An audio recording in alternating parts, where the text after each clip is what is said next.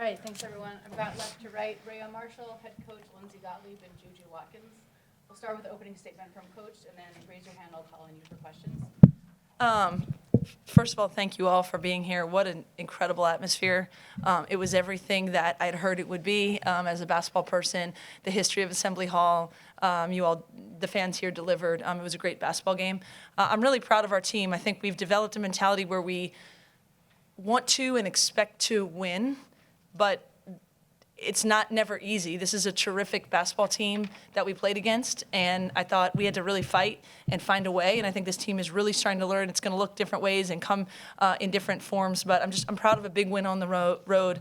I thought, our toughness factor was at a really high level. Reese, who won the game? You know? You know. USC. Gotta give a fight on. Hey. Good job. For Juju and Rhea, your first game here at Indiana, obviously, new league, new opponents, new venues. Did it live up to what you thought it would be? Honestly, didn't know what to expect. But yeah, I guess all expectations out the window. It was really nice to just feel the crowd, and energy was crazy. So I was excited. Yeah, I've never experienced nothing like this in the Pac-12. And no shade to the Pac-12, but like crowds like this, we're calling our plays, and it's kind of like hard to hear. Whether it's our coach calling it or our point guard. So it really was exciting to play in this type of atmosphere. All right, Juju, you finished the first half with 8 points, and then you finished the game with 22. What adjustment did you make in the second half to even get your scoring going like that? I don't know. I think I just got used to it. They were sending like multiple bodies at me every time I caught it, so it was just a matter of kind of isolating myself from that, and yeah, just getting used to it, I'd say. Almost on that same subject, when you just said what you got used to it. Yeah. Used to what? Because right before you guys came in, one of the IU players was talking about how they game planned for you. Right. Trying to make you laugh, and Yeah. that you were going to get your points anyway. So what did you get used to that they were referring to? Honestly, I don't really know. I think I just played and kind of stopped thinking about the defense so much. I think it was just a matter of me kind of locking in and just shooting shots with people in front of me, I guess. I think one thing is, I'm always trying to help her as much as I can. Like whatever we scout, there's always something different that we haven't seen before. So it's a challenge. I think what Juju does a really good job of is learning on the fly throughout the game. I think that's probably an unheralded ability of hers. But I thought in the second half, it's hard to game plan in transition. So she did a really good job of attacking in transition. The rest of our players were making plays and shots, so now some things were a little more open. And then the second thing is I think I helped a little bit.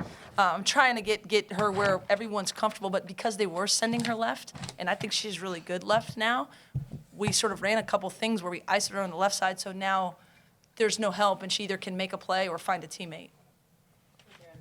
Yeah, Juju, you were up against a pretty gritty defender in Chloe Moore McNeil. She held you to just 2 field goals in the first half. So where does she kind of go down in your defenders that you've gone up against in the past 2 years in college basketball?